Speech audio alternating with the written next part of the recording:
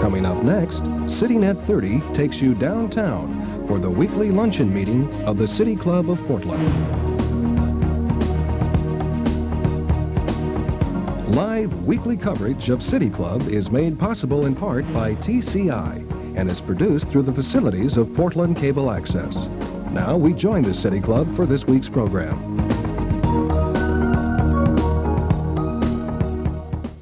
And now I happily introduce you to today's speaker, Timothy Egan.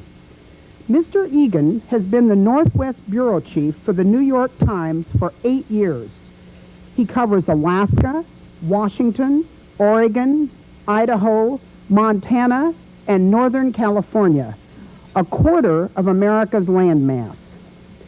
In his first book, The Good Rain, Tim Egan demonstrates that he is well aware of the impact of the natural surroundings of the Northwest on the lives and economies of its inhabitants. He writes, "Despite the material insulation in which we wrap ourselves, these tousled forests and ocean currents pushing through inland passages still determine how we live. The landscape overwhelms. We are not that removed yet from the arms of the land." The Good Rain won the Pacific Northwest Booksellers Award and the Washington Governor's Writing Award. His new book, Lasso the Wind, A Way to the New West, is due out next fall. From the biographical material provided to me, I learned what I have just told you, and also that Tim Egan was born in Seattle. I went to Borders and bought his book, and in the About the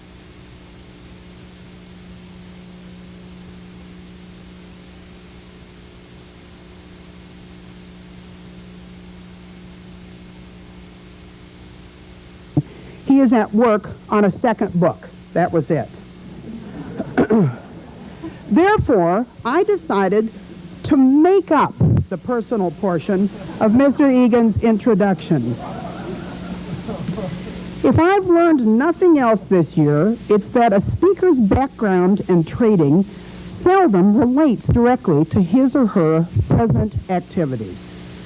So, I assume that Tim Egan was a high school dropout in Seattle who spent 3 years working the Puget Sound ferries, had an epiphany, studied botany at Evergreen College, and then, despite his mother's admonition to stay west, went east to Pennsylvania and the Wharton School of Business. After obtaining his degree there, he remembered his mother's decree and his Northwest fishing experiences with his grandfather. His new wife, a New York Times heiress, introduced him to her uncle, who, appreciating his unusual writing skills, set him up 8 years ago as a New York Times Northwest correspondent. From that vantage point, he comes today to talk with us about the Northwest paradox. Please forgive me, Tim Egan, and won't all of you join me in welcoming him to our podium?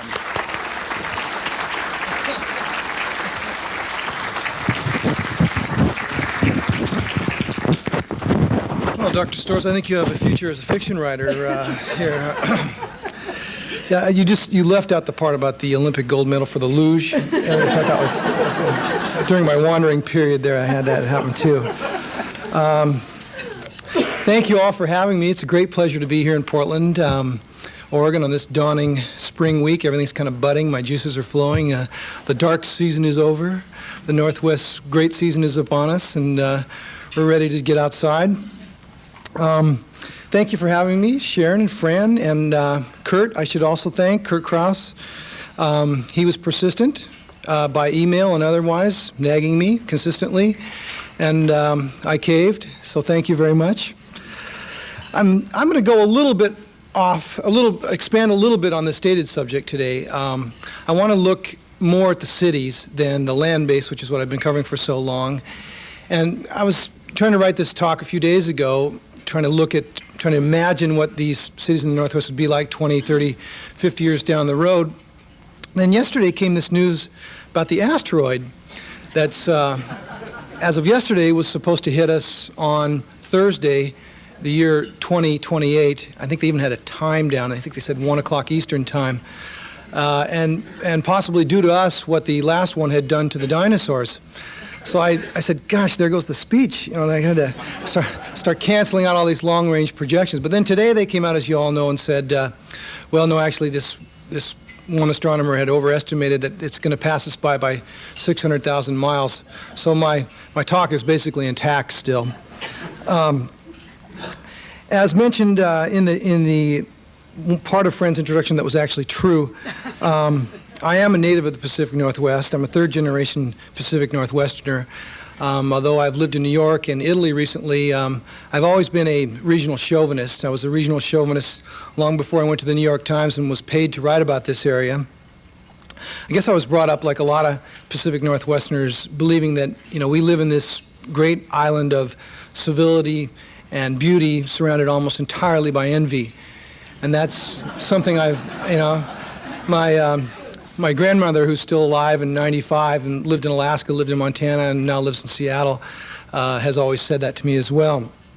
I always thought that we had the best of both worlds, that we had the wild and we had the city, and that was truly not just the paradox, but the promise of the Northwest. And as I go through this talk, I want you to keep that in mind, because that's what I think is what all of our struggles are about. Can we have both worlds?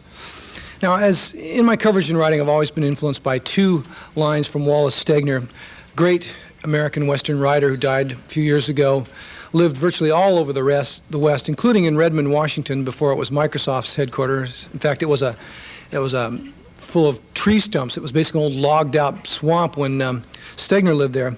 One of his better lines was that one day he thought that the American West would build civilizations to match the setting.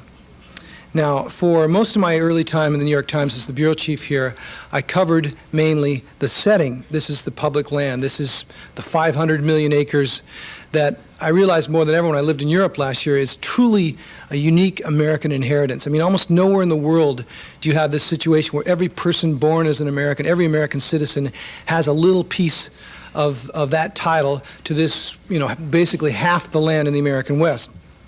That's what I covered for a long time.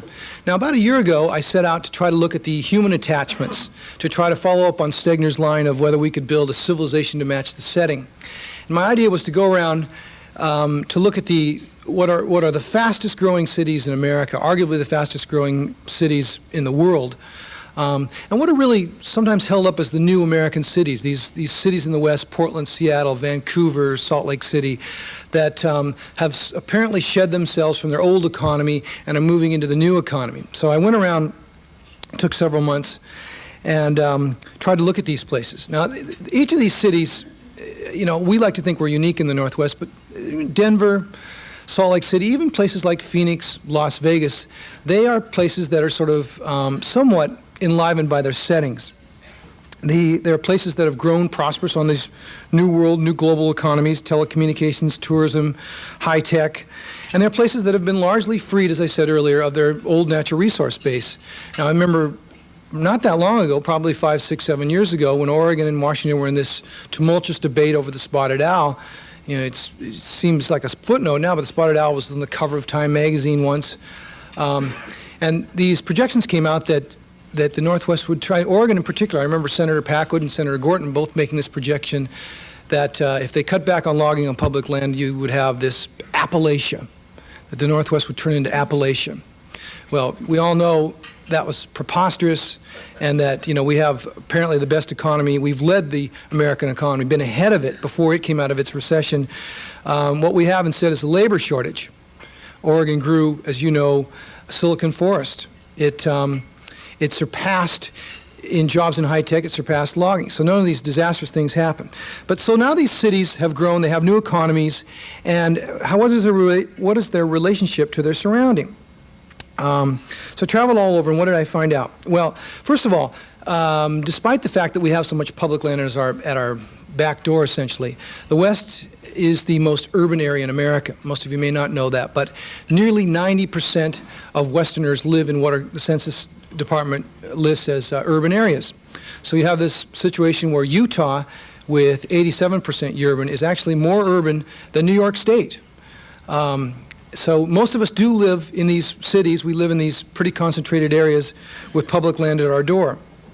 Second thing I found, and by the way, it is getting more urban every day. Second thing I found is that attitude.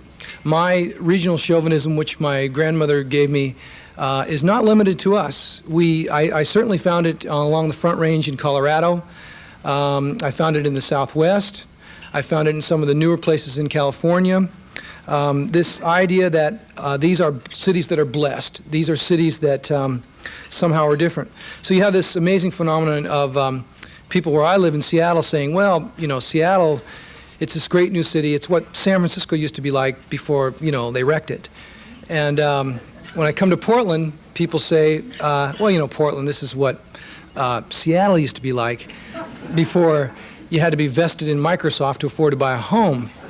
But then you go to Boise, and they say, nah, this is what Portland used to be like before they had all these traffic jams.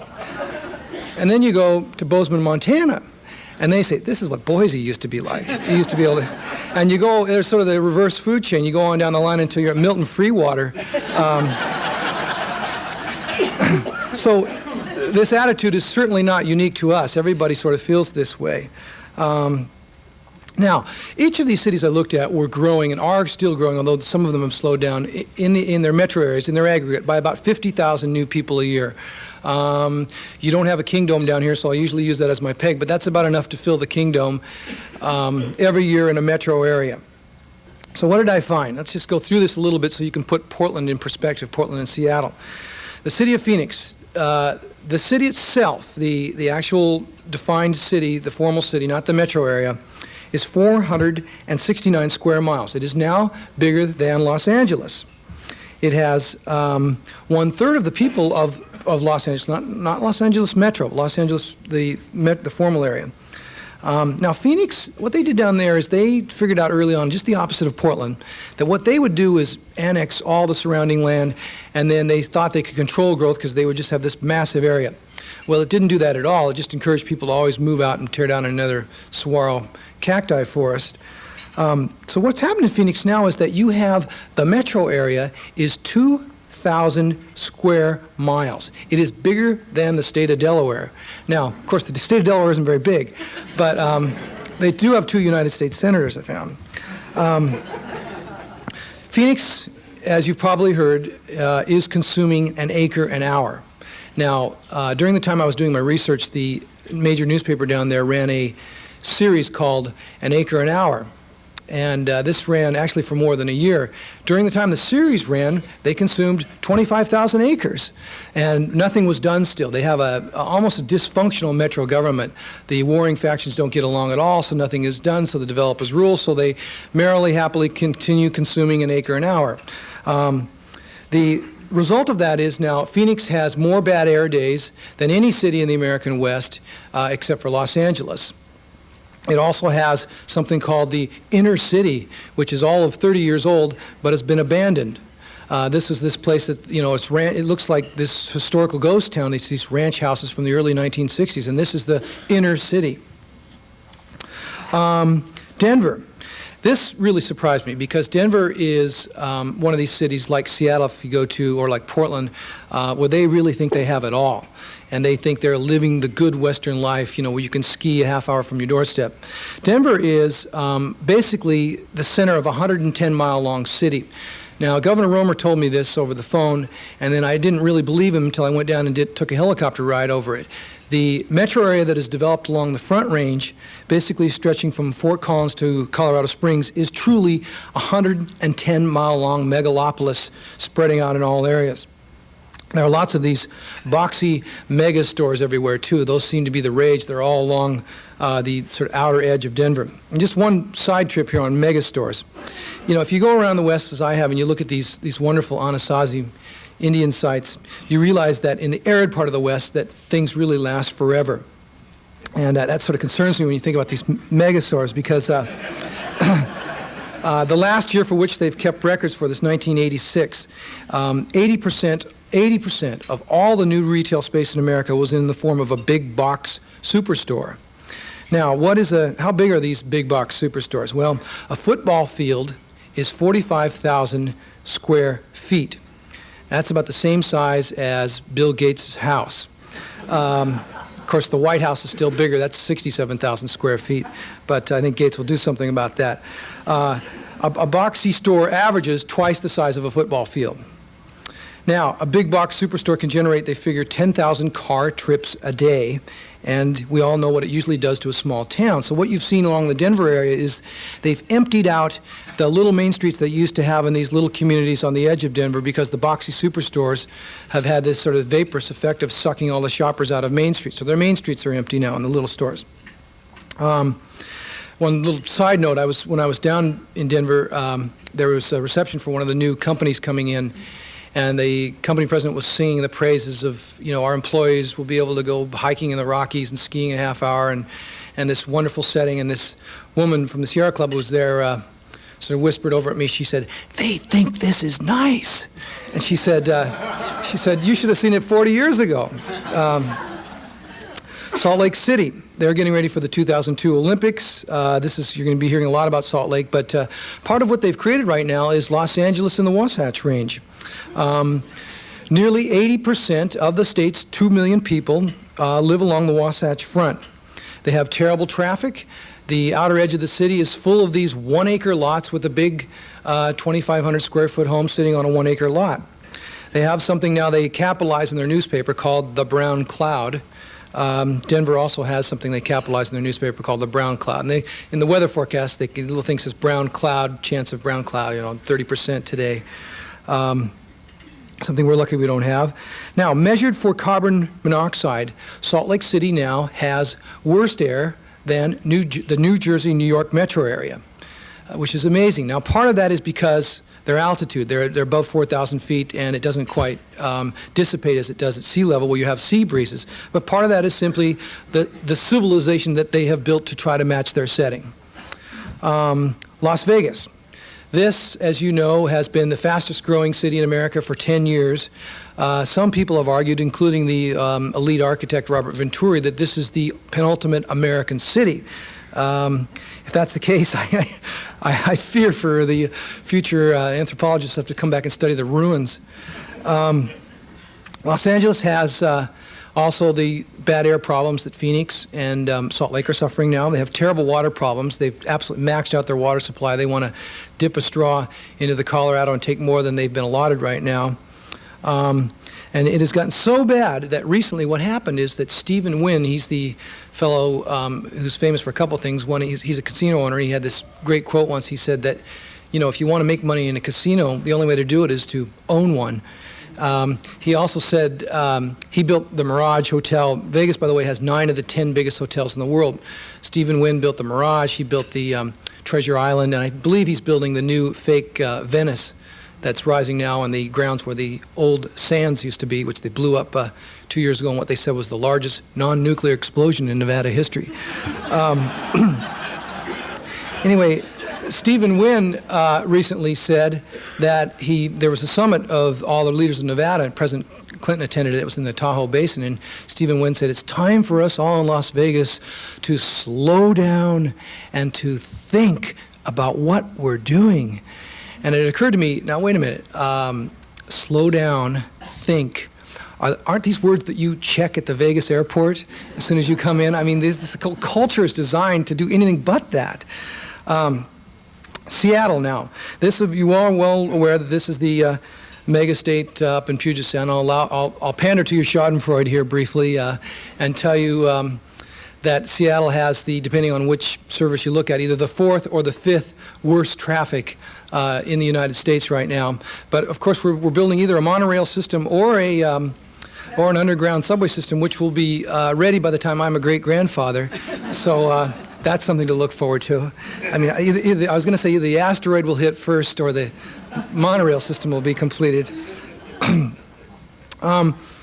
Seattle also ranks among the least affordable housing markets. Its home, it recently achieved the distinction of having average home price go over $200,000. And like Portland, it really struggles with this thing, can we have it all? Can you be a city of detached housing? Can you be a livable city and be close to, and not ruin your setting?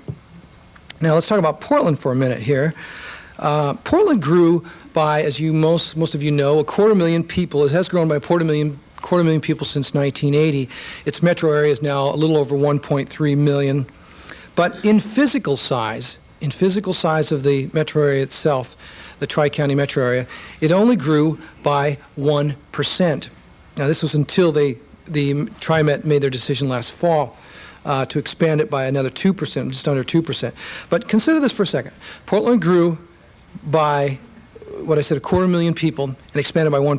The city of Chicago, by contrast, added only 5% in its population, but 50% in its sprawl. The city of Cleveland used to be a city of about 1 million people. It's now a city of 500,000 people, and it has grown by 50%. And what's happened there is it's become such an issue, that the sprawl spread out so bad that the Bishop of Cleveland recently gave a somewhat astonishing sermon where he said that sprawl was contributing to the spiritual malaise of people who live there, that he could tie it into the fact that people didn't seem to get along, that neighborhoods weren't cooperating, that communities had broken down. He gave a very strong speech on how sprawl had basically had a spiritual component to it, and it was a bad one. So I think Portland can be congratulated from that regard. Again, consider now Metro Phoenix. Portland is 1/10, Metro Portland, that is the greater Tri-County area within the urban growth zone, is 1/10 the size of Metro Phoenix. And Metro Phoenix does not have 10 times the population. It has barely twice the population. So I think in that regard, of course, Portland can be congratulated, and you're always congratulated. Portland was the first city in America to build these urban walls.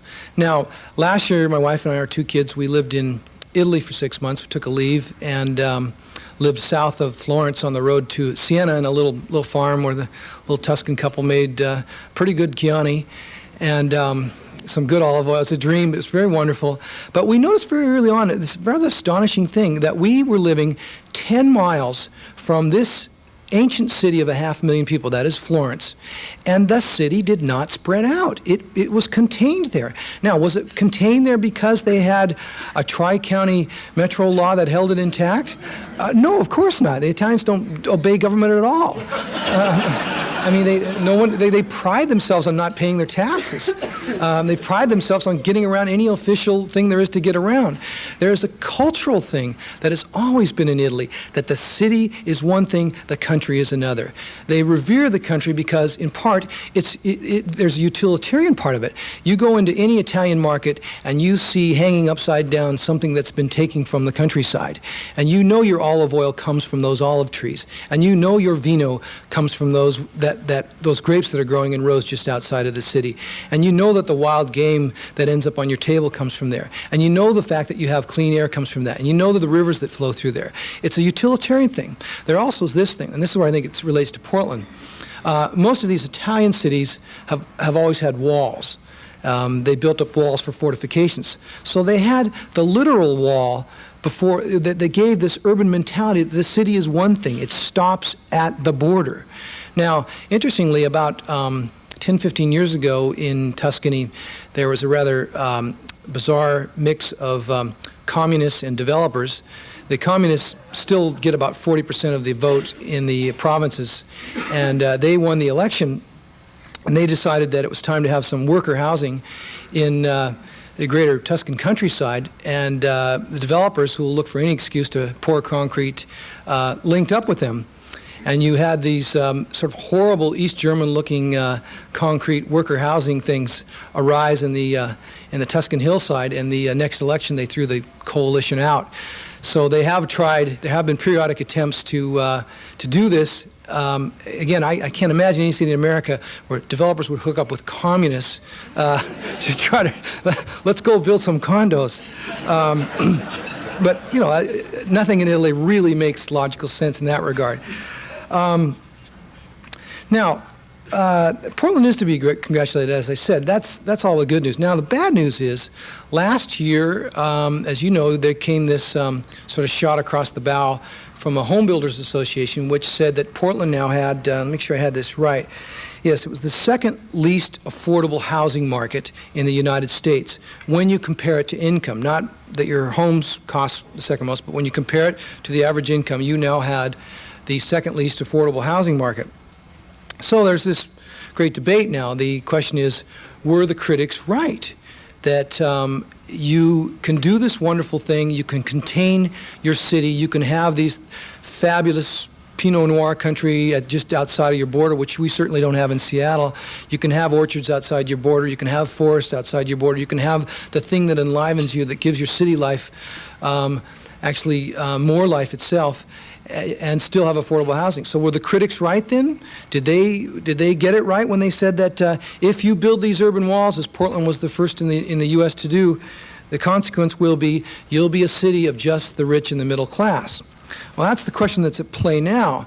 Now, I would answer it based on the evidence that the critics are only half right, because if you go, as I did, and look at Denver, which has no urban growth boundary, and they're just discussing it right now, actually. They're very close finally to doing it, but it'll end up being this thing around the 110-mile-long city. And Los Angeles, which never had a growth boundary, you can go in there and look at housing prices, and they did not stay low. They had endless, mindless sprawl with absolutely no controls at all, and that did not produce arguably cheaper housing.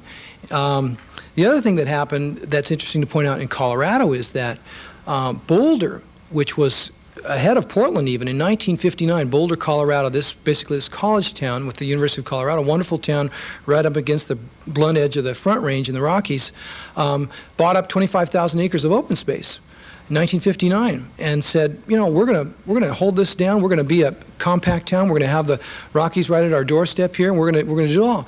Well, they did do that, but you know what happened? The city came to it. They've become essentially a little island in this sea of urbanization. So Boulder could only affect its backyard. It couldn't affect everything around it. So it shows what's wrong with not taking the regional approach. If you say, you know, I want my little community to be preserved and to have open space for my kids to go play and discover the outdoors, etc., Boulder shows you can't really do that the city came to it. And that is exactly what happened. When you drive from Denver to Boulder, you're almost any time of the day, you're stuck in fairly bad traffic. Now, in the Portland debate, I think it's interesting because I was here when your Metro Council was making this decision to open the border just a little bit and add about 2%. One of the builder representatives said that this is really preposterous, and this whole urban growth thing is preposterous because what you're doing is forcing people to do something that they wouldn't normally do. And I thought about it, and I said, well, you know, he's partially right, but that's sort of the point. Because sometimes you have to say, as a community, you know, we're going to force you to do this because otherwise we'll all just gobble up our old thing. There's a philosophy known as the philosophy of the commons, where, you know, if you just leave everybody to their way, we'll all just burn down the forest. We'll all just do a thing if we all just think individually in that regard. Now, the biggest challenge to the Northwest now, which has just really been dumped on our laps by the federal government several weeks ago, and I think will be fascinating to the whole question of whether we can continue to live as the new cities that have it all, is the decision by the federal government to warn that they're going to list Chinook salmon in my state, some coho in your state, some Chinook in California, as well as some steelhead in the Willamette. It would be the first time some fish runs have been listed. Now, as you listen to this debate play out, it can sometimes really get bogged down in things that only, you know, people who have like these collections of the Far Side cartoons would really appreciate. Because you'll hear all these things about, you know, fish escapement goals and you know, hatchery versus wild fish, et cetera, et cetera, et cetera. But to me, the more fascinating question to be asked here, really to be resolved, is in saying that the fish that used to swim in all these waters that we now live in are endangered of being extinct, and in saying that we now have to change our habits to let them back in. We are essentially becoming one of the first societies that I know of anywhere to try to say We're going to restore the wild to the urban. Not just, a nice little park like you've done with Tom McCall Park, not just plantings and trees, but the living arteries. And that's the question right now for the Pacific Northwest. Can you have the living arteries, clean rivers where fish will want to live and spawn, living literally right at our footstep, right beneath us? I mean, it'll be coursing through us the way blood courses through a body. And in Seattle, it's going to be just a heck of a challenge because you've got basically the whole Puget Sound basin, more than 3 million people, nearly equal to the population of the entire state of Oregon. This 5-county area around the Puget Sound basin, that's all under the government area where Chinook salmon are now endangered. And you had this press conference a few weeks ago where the governor and the mayor and the head of Boeing, the head of Microsoft, and everybody got together and they said, we're going to save the salmon, we're going to do this because this is a Northwest icon, this is our heritage. I wouldn't want to have to tell my kids that we live in a city without salmon. All the things that we all believe, but what will happen will be someone will have to tell a housing developer at some point, you can't build that. Or somebody's going to say to Boeing, you can't expand out here. Or somebody's going to say to Target, you can't drain that wetland for a boxy superstore. And that's where this issue will get really interesting. You're seeing it happen a little bit here in Oregon right now because the feds have held off a little bit on listing of salmon because Oregon has come up with a plan to restore its coho runs. But already you're seeing the National Marine Fisheries Service is saying, well, your forestry practices aren't quite up to snuff to what we think it needs to bring fish back. So as soon as you have sacrifices having to be made, that's where this thing will be challenged. Now, at this unveiling of the salmon last week or several weeks ago, I thought there was a very interesting statement by the mayor of Seattle, Paul Schell, who comes from New York. And like a lot of people who've come out here, he's quite a passionate believer in his adopted homeland. He was the dean of the School of Architecture at the University of Washington. And there was this line of all these people, governors, prominent folks giving their speeches, and this new mayor of Seattle went up to the microphone. He said just one line. I thought it was almost like political haiku. He said, ironically, if we save the salmon, they may end up saving us. And he walked away from the microphone. I thought, gee, there's a quote.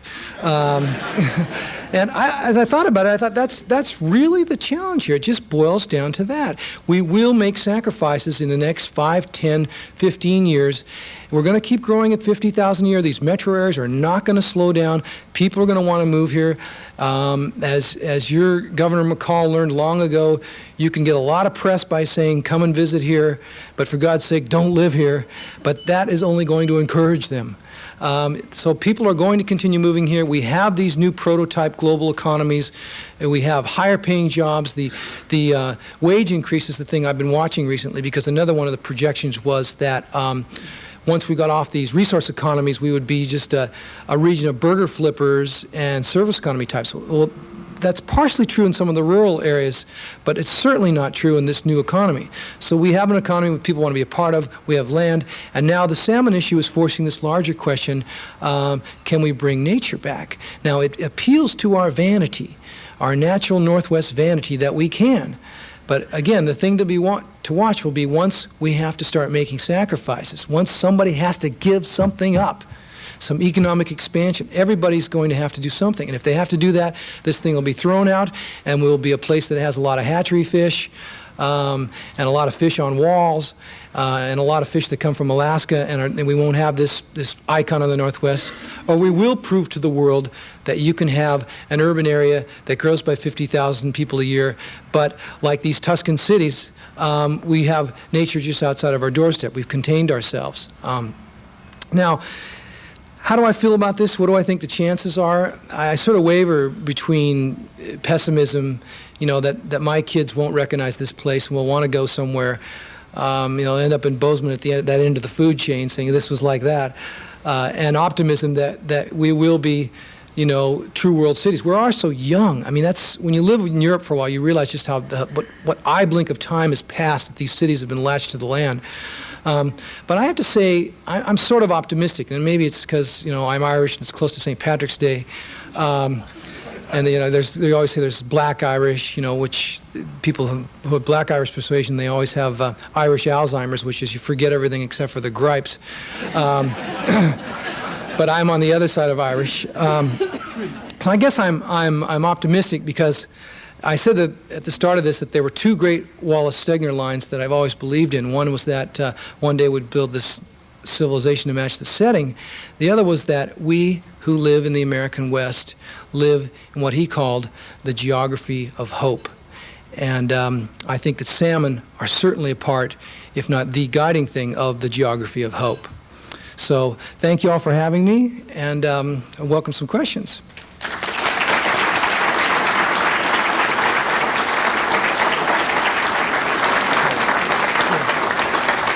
Thanks, Tim. I really appreciate your comments, especially regarding the challenge and how we want it all. My question today kind of relates to something we were discussing earlier, and that's actually with action in the future city clubs. How and what steps would you recommend for us to try to have it all? Boy, that's an impossible question. You know, this puts me in a difficult position because I'm not a policy advocate. I like to think of myself as an observer and writer, and of course I have my biases. And I'm not a policy advocate, but I can only say that I see some things that have worked, and I see some things that have not worked. Every city talks about moving people into a denser urban environment. And then they say, well, but who wants to live in that dense urban environment? And I think I can say you will live there if it's an interesting place. If you have, partially what Portland is this, if you have a place where you can go for your run or your walk, if you can have a place that has an art museum a few blocks away, if you have a place where you know you can at least look at nature a little bit, you can watch a storm roll in from somewhere. And if you have this critical mix of all these things, I think you'll make it work. But if you create a sort of a ghettoized version of a denser place. In other words, this is the area we've now zoned for strictly, high density, no green grass, and the only amenities are the amenities that everybody has: a Starbucks and Borders Books drive-through place, and a few other things like that. Then it won't work. The other thing, and this I really learned from living in Italy, and this you can't plan on. You can just cross your fingers and grease it and hope it works. Is a lot of it has to happen organically. In other words, it has to spring from its own roots. You can't really foist Tuscany on the Willamette no more than you can foist. I mean, we had this Northwest dinner party once for all our Italian friends, and I told them I was going to grill salmon for them. And the most frustrating thing was I couldn't find any. There was Norwegian salmon, but it just wasn't the same. Cooked in olive oil, a variety of things. But I would just say you have to take a component of the what's there naturally, and hope that that's part of it too. You can't just create it from the top down and say, here's ye olde Pacific Northwestville. Put a gated community around it and think it'll just be a great place for people to live. So I'm sorry, it's a tough question, really hard. Yeah. Dan Goldie, City Club member, and I promised you I'd be up here asking the question, Yes. Tim. You just alluded to the problems of trying to impose things from the top down, making it work. Oregon is faced with that problem right in connection with what you were talking about earlier of the NMFS, the National Marine Right. Fisheries Service, coming out with a new set of policies in effect that challenges the Oregon plan for Right. dealing with the salmon, where the legislature pitched in $15 million and the industry pitched in $15 million, and on the basis of which the federal government deferred the listing. Once it's listed under the endangered species, you get from the top down, you get regulation Right. of how this works. My question to you is this: what prospects are there for Oregon to succeed with the federal government in maintaining its collaborative approach, which is building a program to save the salmon from the bottom up, or are we going to become victims of a federal point of view which decides to impose it from the top down? Okay. Thank you. That's a very good question, and I'll say what I said earlier when I met you. You look just like Spencer Tracy. I can't get over that.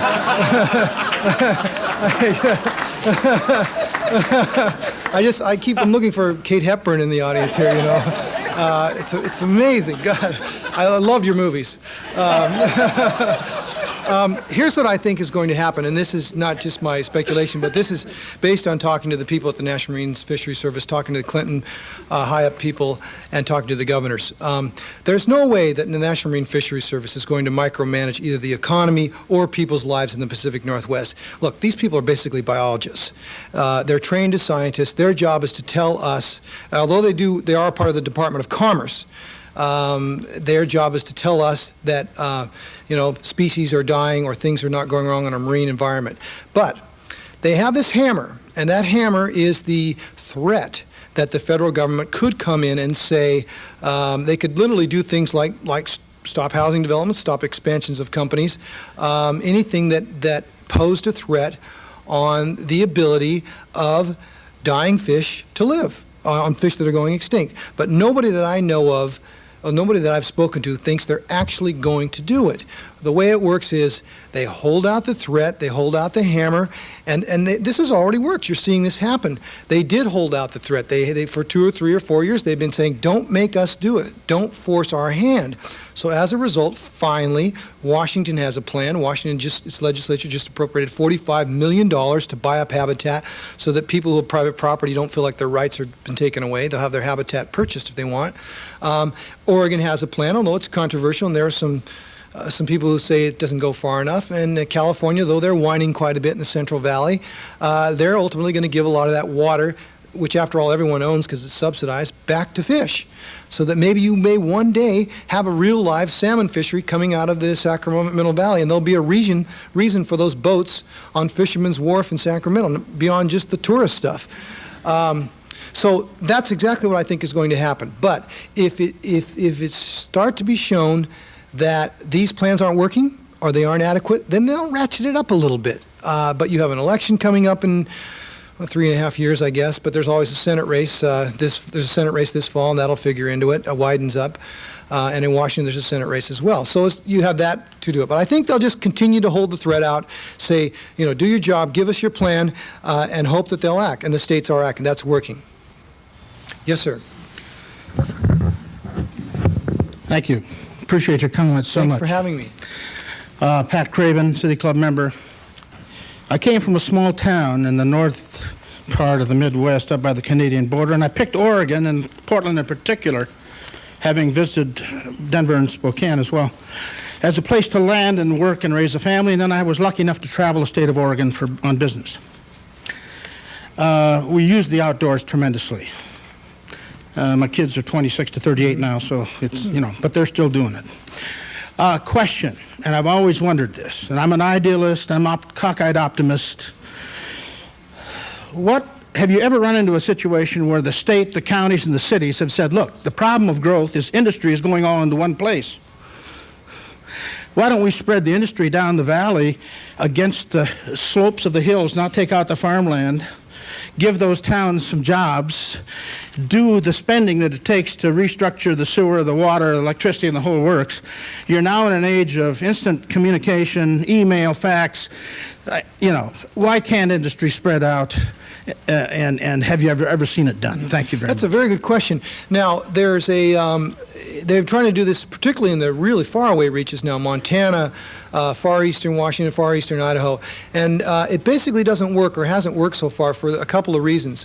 One is companies want to go where there's an educated body of workers. If they go to a little town and they don't in say eastern somewhere, and they don't have enough people who have the skills and the education, they won't go there. They go where they know that there is a critical mass of people. They also go where they have a critical mass of things like a port, of things like research facilities, all these things that you need. You can't just go locate a factory in Harney County and say we're going to build chips here and be away from all the chip research, or be away from the chip exporting, or be away from the things that go into that. I mean, I always thought optimistically that it could work that way as well. Now, I lived for a while when I was growing up in Spokane, and they've got this constant struggle. They're always fighting with how do we become something more than a low-wage city. And Spokane now, the only new businesses to come in recently are like Seafirst Bank, so people can process credit cards for $6 an hour. And Boeing has opened a low-wage component there. So they're a low-wage economy. Even though they're nearly 250,000 in their metro area, they still have not been able to do that. So the answer is you need schools, you need this critical mass of things, and this is not me speaking. This is what the company heads say when you ask them this very question. Yes, sir. I'm Ray Polani, a City Club member, and you mentioned before that in the Northwest, about 90% of the population lives in cities. Mm-hmm. And you surveyed a lot of the cities, but I hope you did see the city that you have not mentioned, which is Vancouver, British Columbia. And I submit that that's probably where we should be looking at, because it's a substantially different city.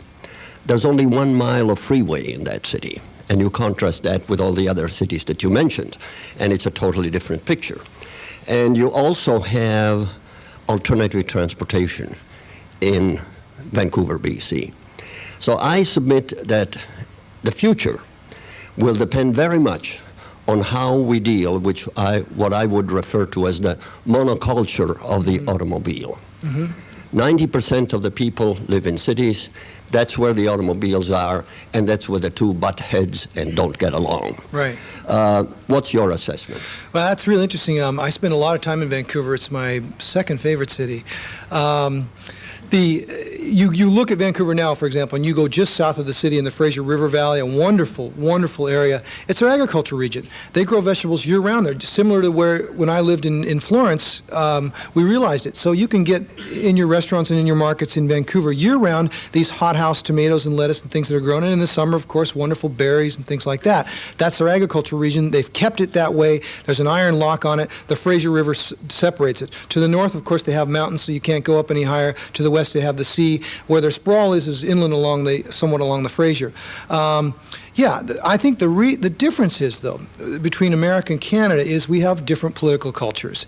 We are a country of individuals and property rights owners, and that's where you always run into this. If you try to do, remember, Canada has national health care. If you try to do some of the things that they have done in British Columbia, in Oregon or Washington, I can guarantee you, I would sell my Husky tickets. Just kidding.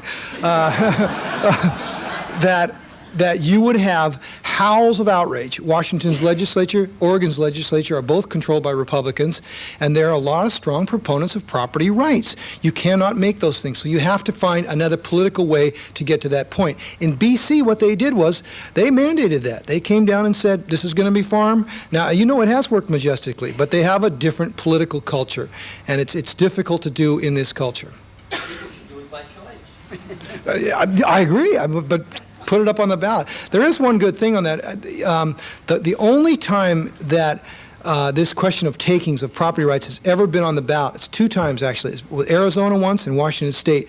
The idea was that people who didn't want any regulation of land said that any regulation you do to my land, you, government, have to pay me. So in Washington, this would have literally meant that if you built a Little League field in a development, you would have to pay the developer for requiring that he put in a Little League field. And the other example was if somebody sprayed on their farms and some of it came down and get a bunch of school kids, the school kids couldn't object. Rather, it was the other way around. The farmer would require to be compensated. Now, this went down by 60-40 in Washington, this make us compensate. And the only other state to do it, Arizona.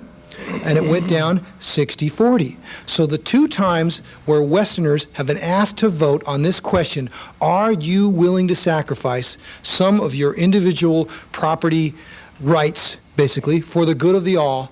It's been defeated. It's 60-40. The good of everyone has been affirmed. So that's an interesting, I thought, development. Yes, sir. Yeah, I'm Tom Dunn, a member. A couple of months ago, I read something in the New York Times, specifically in your Sunday magazine, by the pop demographer Ben Wattenberg. And he said that we are looking at a future population crisis, an exponential population bust. I read it in the New York Times. It must be true. Now, opinion piece. There did seem to be some basis, in fact, for what he said. I'm not a demographer. But I think what is happening is that the overall population growth rate is going down. And I think that has to be an important factor here. If we don't have a bus, but we just have a static, then the kind of growth that's going on all over the country will be a redistributional growth, and not a growth responding to the total population of the United States. And I don't know, you have any response? Well, yeah, more than half of Seattle's recent growth, and we've added 250,000 people in 7 years, is from natural birth, just infill. It's people having babies. And, right, and there's two schools of thought on that. One school is, as you said, most people say we will ultimately be leveling off. The population bomb projections were too far, they missed the mark, because the pattern of any country, developing country, once it becomes industrialized, the first thing to happen is birth control, and people, it does level off. In fact, Italy, where I live, country 99% Catholic, has zero population growth. They aren't making any new Italians enough anymore. They're worried about extinction. So yeah, there's a macro projection. But then the question for the United States is, we're still the immigrants' destination. We're still a place where people want to move to from all over the world. As soon as you make it as an engineer, you don't want to live in Indonesia, you want to live in Washington or Oregon or someplace like that. And Microsoft is begging right now, as we speak in Washington, they're lobbying to get Congress to open up immigration laws so that they can get more foreign engineers. There aren't enough foreign American engineers. So I think as long as we become the destination of choice, you'll still have that with natural birth. So I don't see, from what I've read, a short-term leveling. I really don't. Especially, the other thing to consider is the country's emptying out like this. It is trending west. 10 of the 11 fastest growing states in the U.S. are out here, or the west. This is where we're going. This is where we're going. Even if we level off on birth and immigration, more people are moving here from other parts. So. David Wu, City Club member. Tim, if Vancouver is your second favorite Northwest city and Portland is your first, where does that leave Seattle? I was afraid someone was going to catch me on that. Actually, that's my second favorite in a foreign country. And my question has to do with the compare and contrast between Portland and Seattle, because even though we're very, very similar, I think we like to draw on our differences. And one of the differences, which seems at least superficially apparent, is that the Seattle area has all these large businesses like Boeing, Microsoft, Weyerhaeuser, or Fluke. And our area tends to be more small business oriented. And first of all, do you think there's some depth to that observation? And if so, does it drive some cultural differences aside from the economic differences? Yes. Well, you do have, of course, I just read the second most recognized corporate symbol in the world outside of Coca-Cola, which is the swoosh. And as you know, they laid off 300 people yesterday, so maybe that sort of answers your question, that if you link yourself to these big single company economies, you also suffer the downside. And you're seeing that with Nike right now, and there's all these negotiations going on with them out in Beaverton about what exactly they're going to do on their public side, et cetera. Seattle, I think, only recently freed itself from Boeing dominance. Most of the new jobs have not been in Boeing after they've leveled off. As to your larger question, I think that's why it can go through the troughs now. It didn't used to. There was the famous, with the last person leaving Seattle, turn out the lights, which was during Seattle's real last recession, more than 20 years ago. Your larger question, I think you're absolutely correct, that if you're not tied to, 4 or 5 corporate types or 4 or 5 corporations that will A, always be there for you in the arts, B, always be there to save your sports stadium, C, always be there for your jobs on a downside, you're much better off, because you'll pursue these other things just by nature. The entrepreneurial spirit comes out. Now, the caveat to all that is you're sort of becoming I'm seeing my Italian metaphors these days, but sort of the Medici version here with Paul Allen. And we have Bill Gates, so they're sort of like these are the two kingdoms they run.